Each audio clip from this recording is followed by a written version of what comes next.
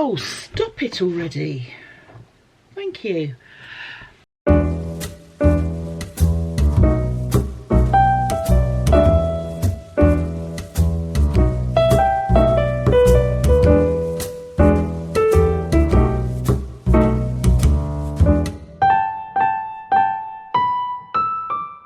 Hello lovelies, and welcome to the October 2023 episode of the Not Quite Enough Yarn podcast.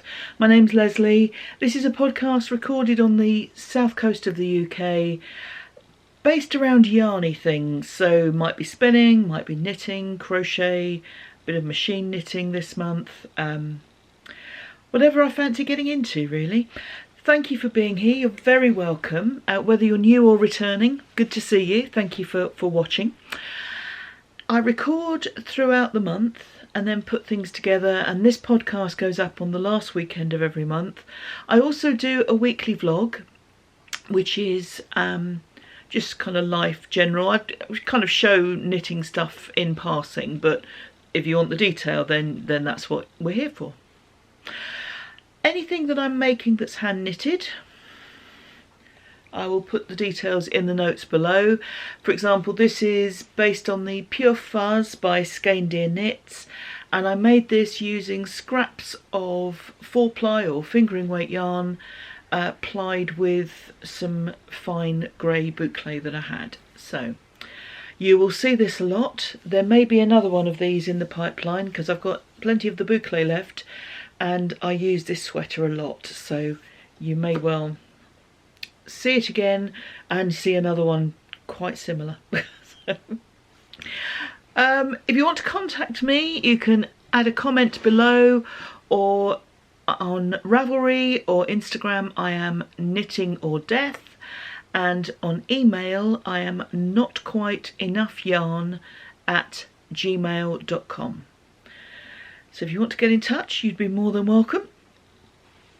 We have a make-along going on, and this is the last month of the current make-along. This is the Craft for Someone Else Mal. So it's anything yarny that you're making as a gift. This can be a gift for any reason. It could be a charity make, it could be a birthday or something like that. Or you could even be starting with your Christmas makes. Good on you if you are. The threads are on Ravelry. There's a chatter thread and a finished object thread. The chatter thread is as suggests, comment away. So by all means put your finished objects on there and let people ooh, ah and comment on them.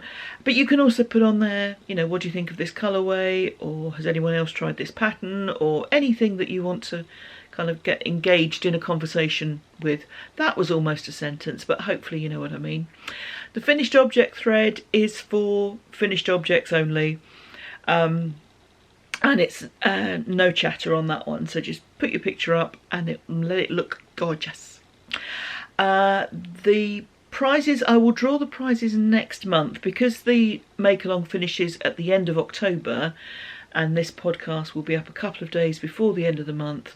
I will draw the prizes next month, and there'll be a pattern prize from the chatter thread and a physical prize, so yarn or similar, from the finished object thread. If you are unable to use Ravelry, please email me pictures of what you'd like posted, and again that's notquiteenoughyarn@gmail.com, and I will add them to the thread for you. Words, English, sentence construction, not always my strong point. It's called the Not Quite Enough Yarn podcast because I normally don't have enough of the same yarn to make a complete item. I have lots of lovely yarn, but all different colours and bases and goodness knows what else. Hence the striping, although these were scraps and leftovers, so that's different. So I initially started this back in the beginning of 2018 as a sort of documenting, God, my sentences today are not good, apologies, as a way of documenting my ambition to get my stash down from 2 cupboards to 1. My ambition now is to get it down to 2 cupboards and in fact getting it to 3 wouldn't be a bad thing. people give me yarn. I haven't been buying lots. I bought a bit last month, but people have been giving me yarn, and that's very kind. And often this is for very sad reasons, that I get yarns from people who've lost relatives, and they say, oh, you knit, Les, you can use that. So I rarely say no. But also this month, October, is my birthday month, so I've had some gifts as well, which is lovely, and I will show you them first.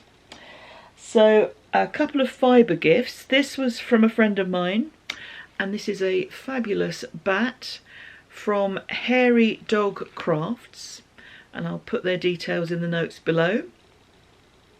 And this is beautifully soft. It is merino with bamboo and a bit of glitter. I don't know if you can see a bit of sparkle in there. So I am looking forward to spinning that. It does feel wonderful, absolutely glorious.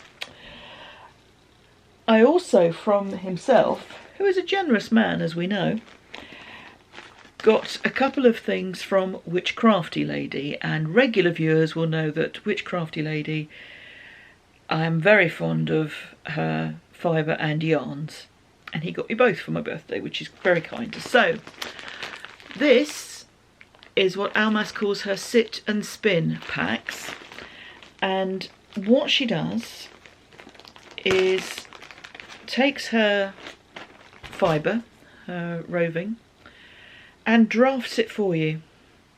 So all you have to do is sit and spin. So she makes these little nests of fibre, and you just have to spin them without having to draft them first, which is a really good idea because it's not the favourite part of drafting, of spinning for a lot of people.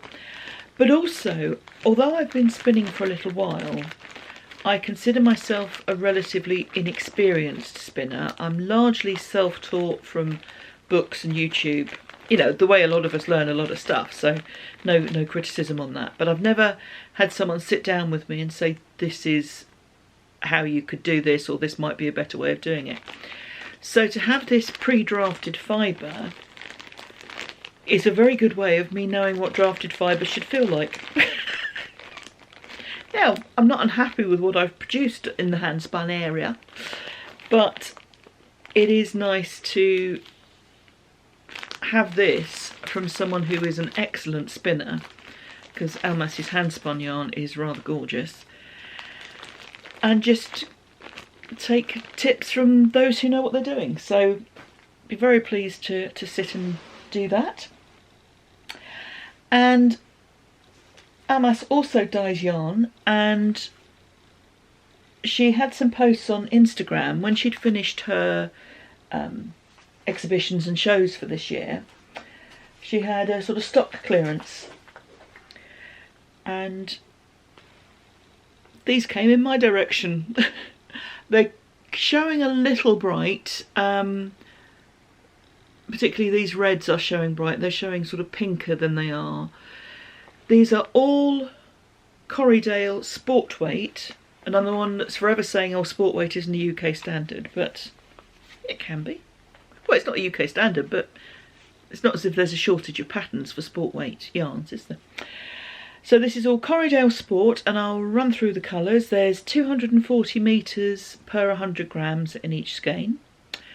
I already have a couple of these. So this is the Lapis colourway, Lime, Red Wine, and again it's showing a little pink. I think it's just the way the sun's coming through the window. It's a sort of richer, slightly darker colour than that. Turquoise, I already have one of these, so that's excellent. Garnet, and a much sort of more subtle, this is looking quite bright. It is actually a much duller colour, but I mean that in the best of senses, in that it's not as bright, it is more sort of subtle and shaded. No, it's looking more kind of pinky orange. It's a duskier colour than that. And the last one is Plum, And again, that's looking a little brighter than it is in person. It's a kind of richer, deeper colour than that. And I have one of these already. So I have a sweater quantity with the ones that I have already. So I've now got to work out which sweater. That's rather exciting. So I'm looking forward to using that. Don't know when that will be. There are always too many projects, far too many in the brain at any one time. But it's lovely to have options. I do have a small finished object to show you at this stage as well. I was talking about spinning, and for the last couple of months I've been doing a little bit of spinning every day as I watch the vlog of Barbara from the Flame and Fibre podcast.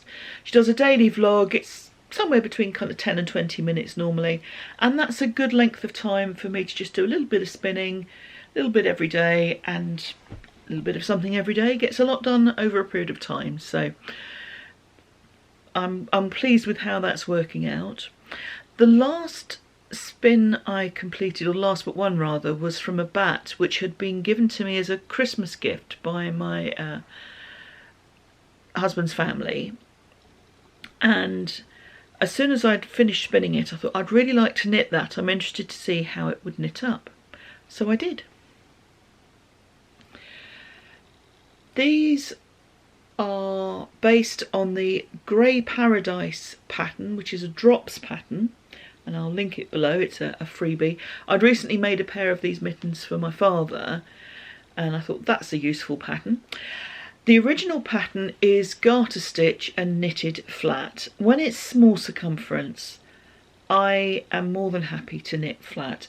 This isn't because I am the world's best at mattress stitch when you look at these, but that doesn't bother me, and I just find it as easy to purl and knit flat and work flat as I do to magic loop or small circulars. I've never got on with 9-inch circulars. I think my hands are too big, the way I hold the needles. It just is not something I've ever enjoyed. And I've grew up knitting and purling, so purling is as quick for me as knitting. My tension is fairly consistent across both stitches. There's no reason for me not to work flat in most cases if the pattern suggests. So like I say, the original pattern is a garter stitch mitten with the top over the thumb and over the fingers. I wanted fingerless mitts for these, and I've made them quite long so that I can fold them down if need be. If I need to have a bit of movement of the old digits. But if I'm just walking along on a chilly day, excuse me, then they can cover more of my hand. I did a regular knit one, purl one, rib, stocking stitch, so knit one row, purl one row here. And then when it got to this piece here, because I knew I wanted it to be able to fold over and to sit fairly flat, rather than do a rib and sort of pull it in, I did one row knit, one knit, one purl one, which I always call broken rib, but I think broken rib is one of these terms that applies to several different stitches. So that's what it is, one row knit, one purl one. And I am really happy with how these have turned out. I knew from the spinning that they would be fraternal twins rather than identical. I knew that there were patches, for example, of this red, which was going to come up quite a lot in this second ball at the beginning. There's more of it here. And I am very pleased with how it knitted up, how it felt. I spun 3 singles and then plied them together as a classic 3-ply. It's made probably a sport weight yarn, and the pattern is for 4-ply or fingering weight. So it's quite dense, but it makes them quite a warm and sort of sturdy item, which I am very pleased with. So I imagine I will get a lot of use out of these this winter. And yeah, just really happy with how the colours came along. I was worried because having spun some multicoloured fibre in the past, which I ended up turning into mud because I just didn't separate the colours enough. This, I'm really pleased that we've got some different colour definitions. So now the person who got me the bat, I sent them a picture saying, oh, I've been meaning to send you a picture of the yarn that I made and the mittens. So I sent a picture, and the response was, they're very colourful. No sense of, I like those, or, you know, that's well done, or anything. Just, they're very colourful. So, you know, the person who got me the bat possibly wouldn't want me to make them a pair of mittens. Non-issue. I think they're more a classic kind of person, but, you know, they'd go for kind of classic patterns and colours, and that's fine. But these, I rather like. More as we go through the month. Cheers. Hello, lovelies. I am wearing a finished object, a large, warm and cosy finished object, which is a bog coat. It's not an attractive name. It's called a bog coat because, and this is what I've been able to find in research, there hasn't been a great deal of information, but I have no reason to doubt this.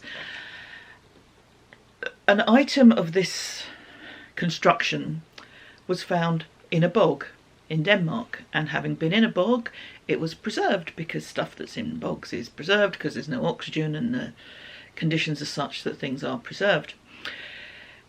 So that's why it's a bog coat, which is not a good name. So the original bog coat, I found this by chance on Pinterest, as always, and then researched further. The original bog coat shape is a minimum waist item because it's made of one piece of fabric, one rectangle of fabric. So I'll put pictures in to show this more clearly, but I've demonstrated here with a little piece of kitchen towel. So you take your square of fabric, you cut a bit at the centre at the top, you cut out this for the neck hole, and you make cuts on the side. Then you fold the tops down, and where you've made the cuts on the side you've formed your sleeves, and if you fold round the main piece you have your body. So that is your bog coat. Except I'll put a series of pictures in here. So rectangle of fabric, cuts and folds, very little wastage. The only bit of fabric you don't use is the piece you cut out for the neck, and when you cut it and fold it, you then have the shape of your basic jacket. So it's a very simple idea, and like a lot of simple ideas, absolutely brilliant. Now, it's not going to be a particularly tailored item, it's not going to be particularly close fitting, or you wouldn't want it to be close fitting because you can have a lot of excess fabric kind of in the underarm and that sort of thing. Bless you. But one of those simple ideas that is absolutely amazingly clever at the same time. So, bog coat, what notes do I have? Now, Elizabeth Zimmerman has a pattern for a bog coat, and she also designed a baby bog coat. I haven't looked at these patterns. I do have a couple of her books, but not the ones, the one with those patterns in. So there are bog coat patterns available on Ravelry, or bog jacket, and she has made some adaptations which I will be going on to in a little while, because this is such an incredibly adaptable pattern. My brain has been going with lots of ideas of how you could use this essentially square shape and have a lot of fun with it. So I made this using strips. I had unpicked a crocheted circular jacket because I hadn't been wearing it, and because it was very heavy, it was kind of hanging off my shoulders in a way that wasn't comfortable. The irony of it being very heavy is not lost on me because I've added yarn to it to make this, but it sits very differently on the body, so that makes a difference. And my initial plan was to make a replacement for my dog walking jacket, which is getting towards the end of its life and sort of beyond what I can repair. I haven't made a jacket. I've made a dressing gown. I've thought at one point that it was going to be too short, so I added another strip of fabric, knitted fabric, and it's down to my knees. I really should try things on better, shouldn't I? But I digress. So I used my Addy 46 stitch king size machine to make the strips of fabric, and the strips go vertically. No, that's horizontal, isn't it? That would be vertical. The strips go horizontally. So the principle was sound in that I was making essentially a rectangle of fabric, but rather than have to cut anything, I just didn't join together in the relevant places. So you take your square of fabric, you make the cuts, and you have very few seams on this. If you wanted to make a sweater, you'd have another because you'd seam up the front. But by folding over the top pieces, you make the sleeves. So you would seam along here for your sleeve seams. And then to join it all together, you would sew the folded body piece, so the unseamed part of the sleeve, if you like. So that's a seam for the sleeve from there to the cuff, and that's one where the body part has joined onto the top part. Hopefully these pictures will be clearer because I feel I'm not being coherent. But it's a very simple principle. Because I was making strips of fabric, and with the knitting machines you can either work flat pieces or you can work strips, you don't have a lot of variations, so all the strips have to be the same width if you're making tubes. I meant to say tubes when I said strips. I made tubes. This is all double thickness. It's so warm and lovely. So it meant I couldn't do a rounded neckline as per the original kind of idea, where you just would put it against a darker background, where you'd have a rounded piece here for the neck. I was putting strips together, so I just had to leave a gap here. The way it's come together, I could have done a slightly longer piece, left a smaller gap here because it's quite wide, but then you can always correct that. Where I've put this collar on, I could have made the collar wider, so you know, you can compensate where there are shortfalls. The sleeves are the same width all the way down, which is very unusual for me because normally I don't like a baggy sleeve.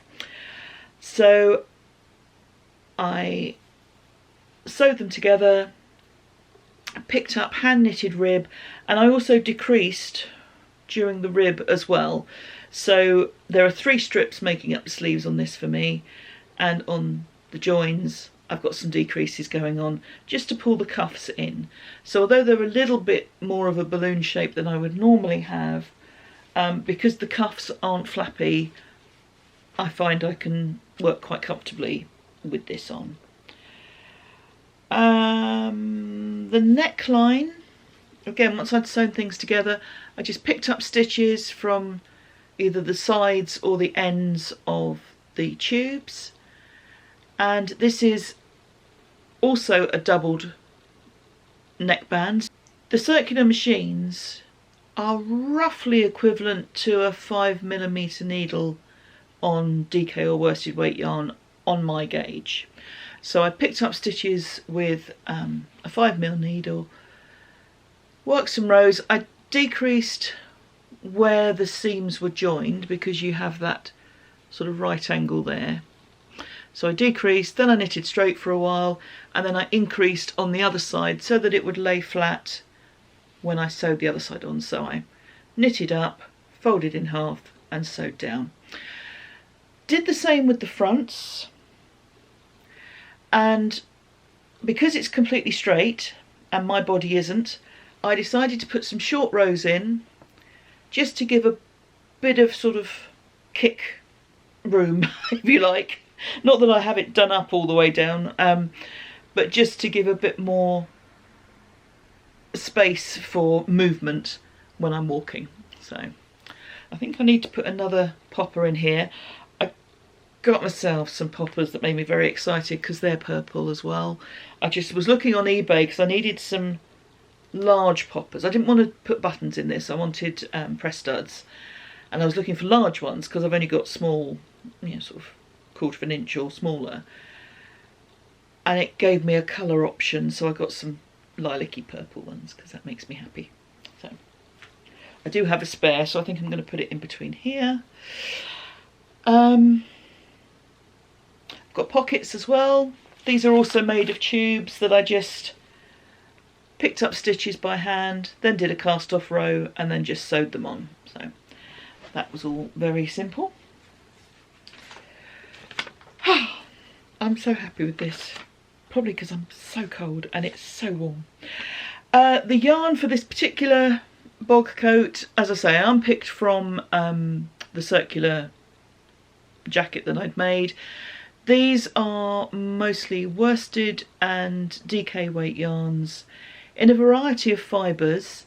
There are some alpaca blends in here, there's some Cascade 220, there's some Stylecraft, there's some John Arbon, just whatever I had in the colour palette really. And I added a few. This is Sublime yarns, and this was added to the original bundle from the unpickings, because where it's double thickness I thought I'm going to need a lot of yarn, and I did, but that's because I made it very long as well. Could have potentially made a hood, that was an option at one point. I thought I was going to run out of yarn part way through this process, so I thought, oh, I'll make a collar instead, because I could always, you know, put a shawl with it, put a hat with it if I was wearing it outside. Total yardage, meterage rather, is colossal. It's 3,738 metres of yarn. And I was complaining about the one that was 2,000 metres that was too heavy. But anyway, like I say, this sits better and fits better. So it doesn't feel heavy. Considering the amount of yarn that's in it, it really doesn't feel heavy. It feels very light and very warm. Did I mention it feels warm? So yeah, I am delighted with it. Halfway through making it, I thought I probably wasn't going to wear it because it would be too heavy, it would be too big, it would be too this, too that. But as you can see, I'm more than comfortable in it. The reason why I'm so excited about this pattern is because of the variations that could be made. So as I said, initially we have a very simple shape, a T shape effectively. But if you wanted to, now you couldn't do this if you were making it with the tubes, but if you were just making it, you were knitting or crocheting a flat piece, you can play with it as much as you like. So, for example, if you wanted tapered sleeves rather than these longer sleeves, you'd do that accordingly. So you'd work up the length of your body, taper in, then cast on or chain on to make them bigger again, and have a gap, as I'll show you on this picture, hopefully. And then when you fold over to sew the sleeves, it would have a taper, as if you decreased if you were working from the cuff up, or decreased if you'd work from the shoulder down. So that's a very simple and obvious. It might take a bit of maths to get the shaping of the sleeves working effectively sideways on, but it would work fine. I definitely need to put a popper in here, I will do that. Where I've put the short row shaping in the fronts and the bands, you could potentially do a not square shape, but do one with a kind of pleat at the back, or like the Elizabeth Zimmerman baby bog coat, have some increases or decreases to give a bit more shape for when it fits onto a body rather than it being a straight up and down. Lots of options there. You could add a hood, all those sorts of things. And this would be great for modular working. So whether you wanted to do the domino, you know, the modular squares, whether you wanted to do granny squares, whether you wanted to do crochet, corner to corner crochet, it would work very well as modular, because you are essentially working a rectangle or two rectangles which are partially joined. It would be very easy to adapt to that. And it is a blank canvas, so you could do any kind of stitch pattern you wanted, because it's like making a blanket, so you can do whatever stitches you wanted, whatever techniques you wanted, whatever yarns you wanted, whatever you wanted. Do you get the idea? So hugely adaptable. There will be more of these in my future, I know. All you have to do is measure an existing cardigan, coat, whatever it is you're wanting the fit to match, so that you know how long you want your sleeves to be, how long you want your body to be, depth of sleeve, that kind of thing, and just go from there and play and have fun and be warm and cosy. Warm, very warm. So this is the bog coat, and I really am enjoying it. I enjoyed the making. I mean, the fact that I made it on the Whirly Whirly machine, the Addy King size, meant that it was very quick to make, because each of these strips, these long strips that go all the way around the body, and I have a big body, you know, I mean, I don't know how big this is, but I make everything to a 60-inch chest plus ease, so, you know, we are talking about a substantial piece of knitting. It took less than an hour to make each strip.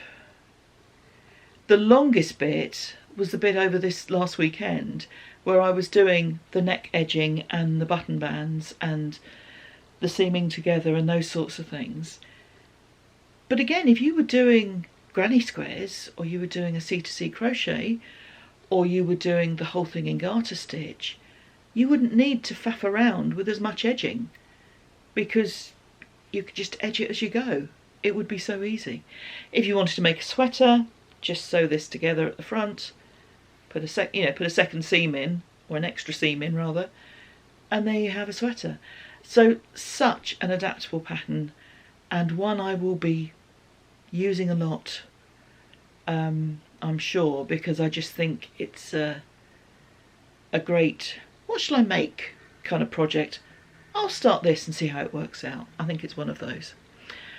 And it's as easy as making a blanket, and just with a little bit of sewing. So I commend this to the house, the bog coat. I know I'm not offering you a pattern, because I just made it up as I went along, but it is so easy to make up, because you just knit work out how wide you want it to be all the way around, knit for the length of hem to armpit, then cast off half your stitches, you know, 2/4 if you like, so you've got half at the back, 2/4 at the front. Then cast on however long you want for the sleeves, which may be the same, may be different, depending on if you've got a slim body and long arms, or short arms and a wide body, or however you want this to fit, however you want your length of sleeves to be. And then just carry on knitting up to for the length of your arm sky, you pit. Make sure you've got a hole for your neck, knit down again at the front, and then you just got to fold it and seam it together. I think I'm in love. I'm just so happy with this, and you will get sick of bog coats from me, I'm afraid. Sorry, not sorry. Oh, and it's quite warm as well. Hello lovelies, how are we? I am wearing my second Magpie Tendency. This was the one I made in assorted sport weights, and I adapted the pattern by making the body in a kind of chevron stripe. The neck went very baggy, probably because I was making it in sport weight and it's a 4-ply weight pattern. So this morning I've put a bit of yarn through the I-cord at the neck to kind of hold it and stop it stretching out too much. So we'll see how that goes. And thank you to Alice of Soxy Nana Alice for that top tip. Because otherwise I'd have put elastic in, because that would be where my head goes, and then it would still have boingy boingy. So, or stretched, as the word in English is. So I'm going to start off this little section by showing you some truly appalling plying, because I feel it is important to be honest. It is important to show the things that don't go so well as the things that do. And I had spun some fibre. This was a bat that himself got me a while ago, and I thought I would do a chain ply. This is not something I have so much experience of, and that's why we practice, you know.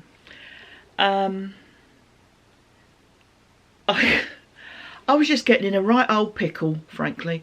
It didn't help that the single broke in a couple of places, so you're trying to kind of keep the strands separate, still keep the 3-ply chain going, and yeah, I am hopeful that once this has rested and been put on a niddy noddy to put into a skein, it won't feel as bad as it does right now, because there are lots of... It's an art yarn. And that's not... I shouldn't really use that phrase, because people deliberately make art yarns with different textures and that. When I do it, it's by accident. So this is my art yarn, not art yarn generally. So it hasn't gone terribly well, and I had already drafted the next fibre, and I had already split that into 3 separate parts of the braid to spin them separately and just put them together as a classic 3-ply. So I obviously thought, I'm not doing that again in a hurry. Part way through I was thinking, oh gosh, I really don't want to do this. Does it matter if I don't know how to chain ply, because I don't spin in lots of different ways. My desire to spin is to have a very simple, monotonous, in a good way, repetitive process. So does it matter if I just do them all as 2 or 3 plies? And no, it doesn't, but I did want to learn this, and I did want to get better at it. So this spin will hopefully make me better at the next chain ply, and that will make me better at the next one, and I don't have to do them every time, but it's a good exercise to do them periodically. So I'm going to let this rest on the bobbin for a few days before I skein it up, because it is very overspun in places, and I just want some of that energy to just kind of relax down. And hopefully I'll show you it as a skein of yarn by the end of the month, but it is not... It's not the one of which I'm most proud, let's put it that way. But pride is a sin, we know that. So is avarice, but I've got loads of stuff. I showed you earlier in the month some of the things that I very kindly received as birthday gifts. I also received some money from my family, and I have spent it. And firstly, it was a second-hand purchase. This is going to make a noise, hopefully not too big a noise. Now, it was said of Brighton Pavilion when it first opened. A leading wit of the time said, "It looks as if the great dome of St Paul's has come down to Brighton and pupped." I'll put a picture here of St Paul's and the Brighton Dome so you can see where that idea came from. Well, it looks like my 46 stitch Addy King size has come down to the sea and pupped, because I've got myself a 22 stitch one. Got it second hand on eBay, but it's in very clean condition, seems to be running smoothly. Okay, top tip, before you start panicking that it's not running round smoothly, check that it's set for circular knitting, not for flat knitting. You'll find that makes you feel an awful lot better. I digress. So, got one of these. There are lots of circular knitting machines on sites such as eBay and all kind of online knitting shops and Amazons and companies like that. I went for the Addy rather than one of the sort of generic ones for a couple of reasons. The generic ones are less expensive, but experience suggests, and things I've heard suggest, that quality control is not consistent. So while most are absolutely fine, you could end up with one that keeps dropping stitches and slipping and all of that. Whereas I feel confident that with these, the quality control is fairly consistent. It's also easy to get spare needles and that sort of thing, so that would work well. And the other thing is I already have the adapter for my drill, which fits onto the Addy because I use it on the king size. So it made sense to go second hand on a 22 Addy rather than new on an unknown and have to get another adapter and, you know, and yeah. So I'm going to play. That makes me happy. Then I had a lovely day in London. It was like having another birthday. It was great. So I met with Brenda, who is a viewer, and Natalie, who is now a viewer. Natalie is Natalie in Stitches. She is a designer. She runs courses on knitwear design, working on fit. So I'll put her link below so that if you're interested in learning those things, you can go and check her out. I mean, just hearing her talk about teaching and design, she's very passionate about her subject, very experienced in the fashion industry, and even listening to her talk about how different people learn and, you know, all of that side of things. So just the teaching side of it is obviously also fascinating to her. So suggest checking her out if those subjects are of interest to you. So it's lovely to meet her. Brenda very kindly brought gifts. She's from Canada, so there were maple related gifts. Thank you very much. She also brought her daughter's book. Her daughter Jyoti has written this book. It's the first of a series, Forest Without Trees, and I'm very much looking forward to reading this. And also Brenda gave me some yarn and a bookmark, and you know, she's so generous of spirit. And this is some yarn by Songbird Yarn and Fibres. It is their sock base, which is 80% merino, 20% nylon, 390 meters per 115 grams, and it's in the American Kestrel colourway.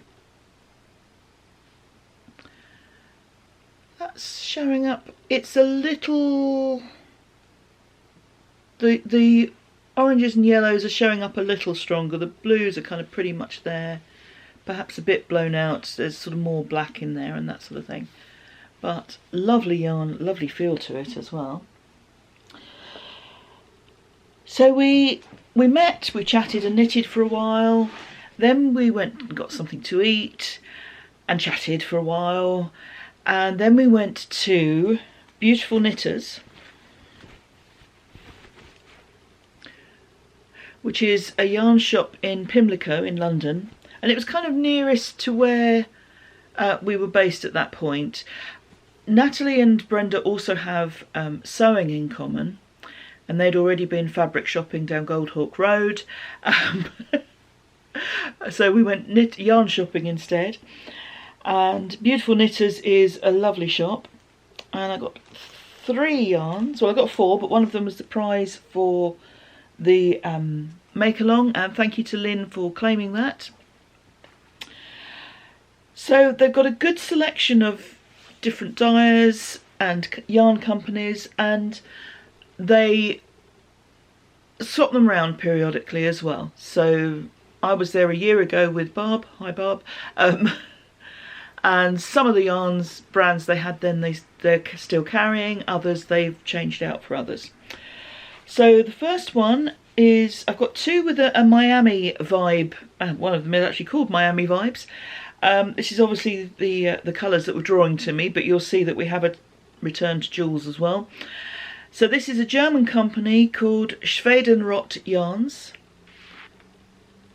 which I am told is Swedish red, and it's the colour of the roofs in Sweden, according to German people. This is what I'm picking up from folks, so I hope I'm saying the right thing here. It's their luxury sock, which is a 25% superwash merino, 25% nylon in the Miami Vibes colourway. 425 metres per 100 grams, and we can see the majority of it is a lovely kind of lavender blue, but it's got these pastels and neons coming in as well.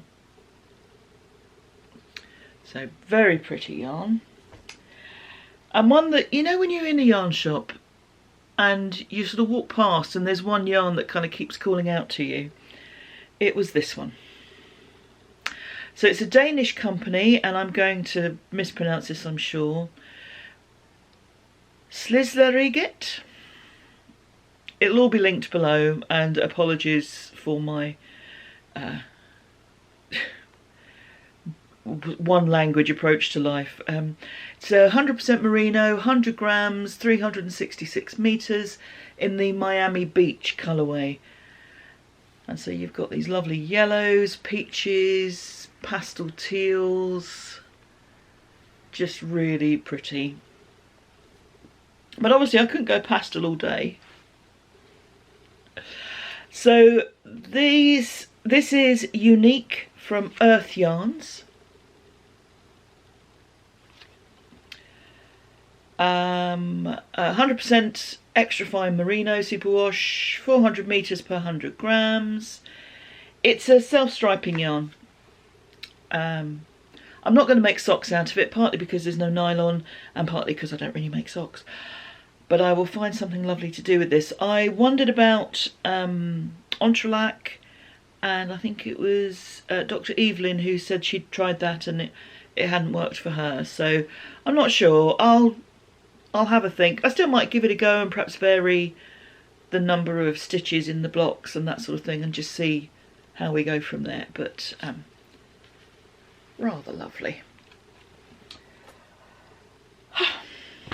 Yes, so that was a very nice way to spend a day. Great conversation with some really lovely people. I was delighted to meet for the first time in one case and in person in the other. And yeah, lovely time. So hopefully I'll see Natalie again before too long. She lives in London, so there are opportunities that we could meet if we wanted to. And Brenda is finishing her holiday in the UK. Also met her son. He was with her. He was taking a course the day that we were together, so he kind of left his mum in our capable hands. But it was nice to meet him briefly as well. They're doing a little more tour of the UK and then heading back home, so safe travels to them. And just, it's always lovely to meet people, and it's always lovely to go yarn shopping, and it's always lovely to drink tea. So what a great day that was. Hello lovelies. Later that same day I have another FO, a little one, and it's another pair of mittens for my dad, using the same pattern as I used for my hand spun mitts, except this time they are complete mittens rather than fingerless. So the pattern is Drops Grey Parade, then knitted flat and then seamed, not very well, but seamed. I've made the rib a little longer on these than I did on the previous pair I did for my dad, just so that they help to stay on better. And I'm also hoping they will because these are wool. The previous mitts I made were an acrylic yarn. This is King Cole Merino Blend. It's called Merino Blend, but it's actually 100% superwash merino. I don't know. In the petrol colourway. And so because it's wool, I'm hoping that it will have greater elasticity, so this band will keep a little snugger. I'm going to... Sorry, that's my phone keep beeping. I'm going to take some elastic with me to put into the cuff of the grey ones that I made a couple of months ago, as they have gone quite saggy and baggy around the wrists, but hopefully these will be snugger. So that's the Grey Parade mittens. This is now my third pair of them. My last one for a little while. I am going to make him some more mittens, but they'll be double knitting weight, so I'll use a different pattern for those. Yes, it's quite a useful little pattern. Being a drops pattern, it's very sparse on instructions. They're not absolute beginner patterns, because they do anticipate a certain level of kind of knowledge. And now that it's my third pair, it was whilst I was putting these together that I realised I've actually done all three pairs with a slight mistake in them. Just misread an instruction. All of their instructions are kind of in a paragraph, and it's very different to the patterns that we often buy online where every instruction is listed as a separate line, so you see clearly each stage. With these chaps, no, so I missed one completely. It was only to do with the number of stitches around the thumb, and I know the previous pair fit Dad okay, so I'm hopeful that these will as well. They do feel a little snugger, but I don't think he'll have a problem wearing them. Or at least I hope not. They may just feel snug because I'm used to the hand spun ones that I've made, which are a slightly thicker yarn, so that's come out a little bigger. So yes, more mitts.